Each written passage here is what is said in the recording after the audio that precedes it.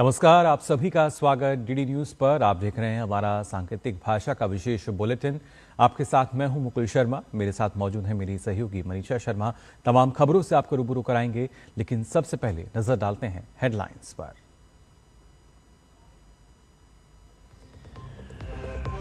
आज होगा बीजेपी अध्यक्ष पद के लिए नितिन नवीन के नाम का औपचारिक ऐलान। निर्विरोध चुने गए पार्टी के सबसे युवा राष्ट्रीय अध्यक्ष।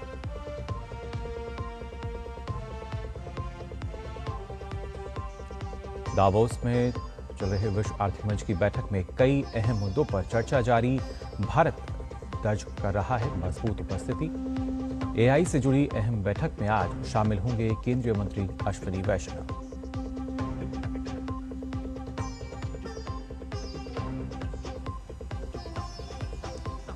राज्यसभा एथिक्स कमेटी की बैठक आज। उच्च सदन के सदस्यों के लिए आचार संहिता की समीक्षा पर होगी आगे चर्चा।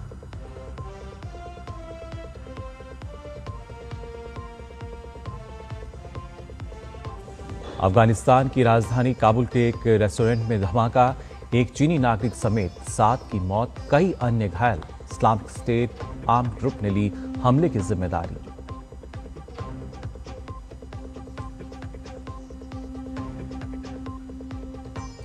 और खेलो इंडिया विंटर गेम्स 2026 आज से लेह में शुरू। 1000 से अधिक पुरुष और महिला खिलाड़ी लेंगे हिस्सा।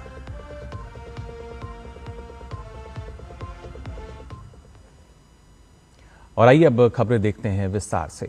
आज भारतीय जनता पार्टी के नए राष्ट्रीय अध्यक्ष के नाम की आधिकारिक घोषणा होगी। इस घोषणा के साथ ही नितिन नवीन नई दिल्ली स्थित पार्टी मुख्यालय में भाजपा के 12वें राष्ट्रीय अध्यक्ष नियुक्त हो जाएंगे। वर्तमान में वो पार्टी के राष्ट्रीय कार्यकारी अध्यक्ष की जिम्मेदारी संभाल रहे थे। केंद्रीय गृह मंत्री अमित शाह, रक्षा मंत्री राजनाथ सिंह और अन्य वरिष्ठ नेता भी कार्यक्रम में शिरकत करेंगे। कल कार्यकारी अध्यक्ष नितिन नवीन ने पार्टी अध्यक्ष पद के लिए नामांकन दाखिल किया था। उनके द्वारा दाखिल सभी 37 नामांकन पत्र वैध पाए गए और उनके खिलाफ किसी ने नामांकन नहीं किया। ऐसे में अब नितिन नवीन के नाम की घोषणा होना बाकी है। पार्टी की स्थापना के बाद नितिन नवीन सबसे युवा अध्यक्ष हैं।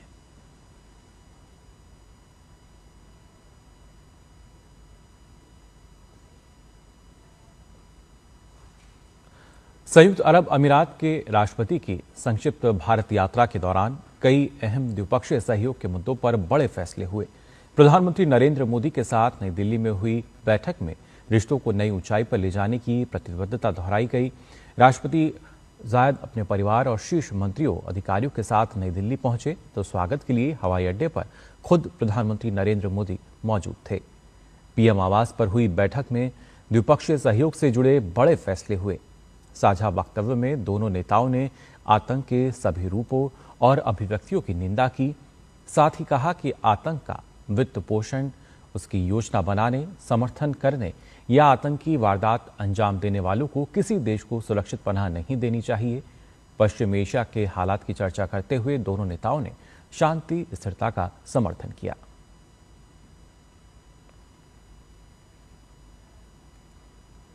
आज राज्यसभा एथिक्स कमेटी की बैठक होगी, जिसमें उच्च सदन के सदस्यों के लिए आचार संहिता की समीक्षा पर आगे की चर्चा होगी। यह समिति सांसदों के नैतिक आचरण की निगरानी करती है। इसका काम सांसदों के कथित अनैतिक व्यवहार या आचार संहिता के उल्लंघन की शिकायतों की जांच करना है।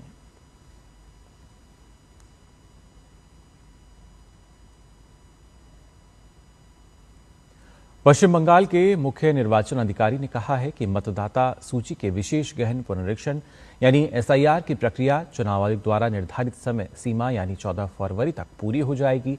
सुनवाई के दौरान विभिन्न जिलों से कई हिंसक घटनाओं की खबरें आईं, लेकिन अधिकारियों का दावा है कि एसआईआर का काम बाधित नहीं हुआ है। चुनाव आयोग को भेजी गई साप्ताहिक रिपोर्ट में एसआईआर सुनवाई से संबंधित सभी घटनाओं का विस्तृत विवरण प्रस्तुत किया गया। उस रिपोर्ट की समीक्षा के बाद आयोग ने राज्य के मुख्य निर्वाचन अधिकारी मनोज कुमार अग्रवाल को तत्काल दिल्ली बुलाया, जिसके बाद एक लंबी बैठक हुई। आयोग के सूत्रों ने बताया है कि चर्चा राज्य में एसआईआर प्रक्रिया के सुचारू कार्यान्वयन और स्वतंत्र एवं निष्पक्ष चुनाव सुनिश्चित करने पर केंद्रित थी। इस दौरान आगामी 2026 विधानसभा चुनावों के लिए सुरक्षा व्यवस्था, बूथ बुनियादी ढांचे और प्रबंधन प्रक्रियाओं पर भी चर्चा हुई। राज्य में चल रही प्रक्रिया की विशेष निगरानी आज से शुरू होगी, जिसकी देखरेख मुख्य निर्वाचन अधिकारी मनोज कुमार अग्रवाल स्वयं करेंगे।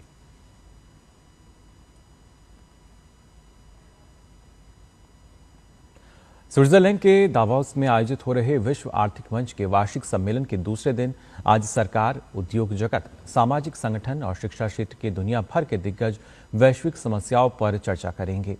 इस दौरान वे दुनिया के सामने मौजूद चुनौतियों का समाधान निकालने और आने वाले समय की प्राथमिकताएं तय करने का प्रयास करेंगे।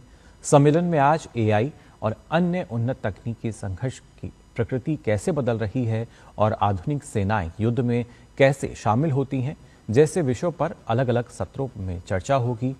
भारत के केंद्रीय सूचना और प्रसारण मंत्री अश्विनी वैष्णव आज एआई और अर्थव्यवस्था पर पैनल चर्चा में भाग लेंगे। इसके अलावा आज यूरोपीय आयोग की president Ursula von der Leyen, Satya Nadella, चीन के vice premier He Lifeng, France के राष्ट्रपति इमैनुअल मैक्रोन समेत कई दिग्गज विभिन्न सत्रों को संबोधित करेंगे।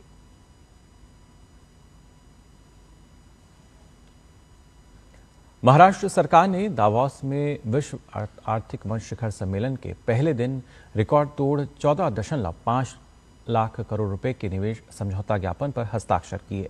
एक ही दिन में हासिल की गई ये रकम लगभग पूरे 2025 दावोस शिखर सम्मेलन के दौरान राज्य द्वारा प्राप्त किए गए निवेश के बराबर है। हस्ताक्षर किए गए 19 समझौता ज्ञापनों से अलग अलग क्षेत्रों में 15 लाख से ज्यादा नौकरियां मिलने की उम्मीद है।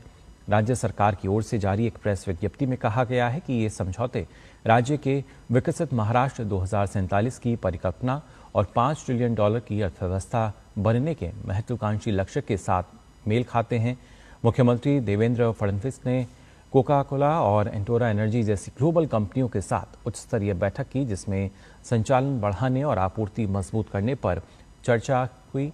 विज्ञप्ति में कहा गया है कि एआई, क्वांटम कंप्यूटिंग, फिनटेक और हरित ऊर्जा जैसे क्षेत्रों में भी वैश्विक उद्योगपतियों से चर्चा होने की उम्मीद है। बजट से पहले अंतर्राष्ट्रीय मुद्रा कोष ने भारत के बेहतर प्रदर्शन को देखते हुए वित्त वर्ष 2025-26 के लिए आर्थिक वृद्धि दर का अनुमान बढ़ाकर 7.3% कर दिया है, जो उसके पिछले अनुमान से 0.7% अंक अधिक है।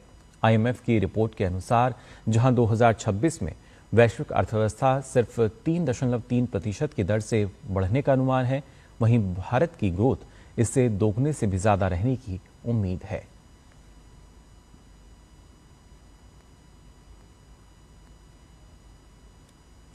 अफगानिस्तान के काबुल में विस्फोट होने से 7 लोगों की मौत हो गई और दर्जन अन्य लोग घायल हो गए।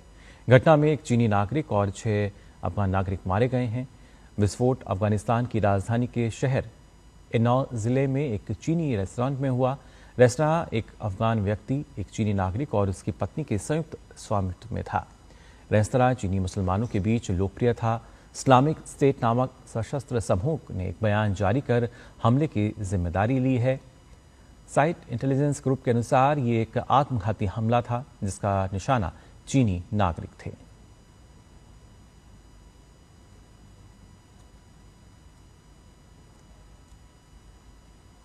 वहीं अमेरिका के मिशिगन राज्य में भारी बर्फबारी के कारण एक बड़ा सड़क हादसा हुआ। ग्रैंड रैपिड्स के पास इंटरस्टेट 196 पर 100 से अधिक वाहन आपस में टकरा गए और कुछ सड़क से फिसल गए। हादसे में 30 से ज्यादा बड़े ट्रक भी शामिल थे।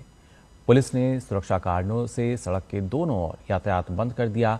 कई लोगों को चोटें आईं, लेकिन किसी की मौत नहीं हुई है। फंसे हुए लोगों को बसों से सुरक्षित स्थान पर पहुंचाया गया। सफाई कार्य में कई घंटे लगने की संभावना है।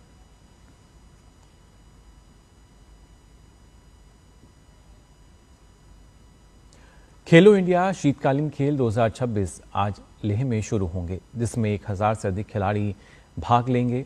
नवांग दोरजे स्टॉपडान स्टेडियम, सेना रिंक और जमा हुआ गुफुक तालाब 26 जनवरी तक होने वाले इन खेलों में आकर्षण का केंद्र होगा। खेलों का उद्घाटन समारोह आज दोपहर में होगा। आइस हॉकी और आइस स्केटिंग में 472 खिलाड़ी भाग लेंगे। इस साल ओलंपिक स्पर्धा फिगर स्केटिंग को भी शामिल किया गया है। इन खेलों का समापन 26 जनवरी को होगा।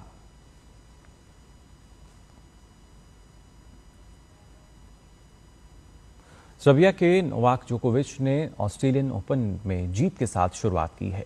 जोकोविच ने पहले दौर के मैच में स्पेन के पेड्रो मार्टिनेज को 6-3, 6-2, 6-2 से शिकस्त दी। ये ऑस्ट्रेलियन ओपन में जोकोविच की 100वीं जीत रही। 38 साल के जोकोविच की कोशिश है कि वे रिकॉर्ड 25वीं बार ग्रैंड स्लैम अपने नाम कर पाएं।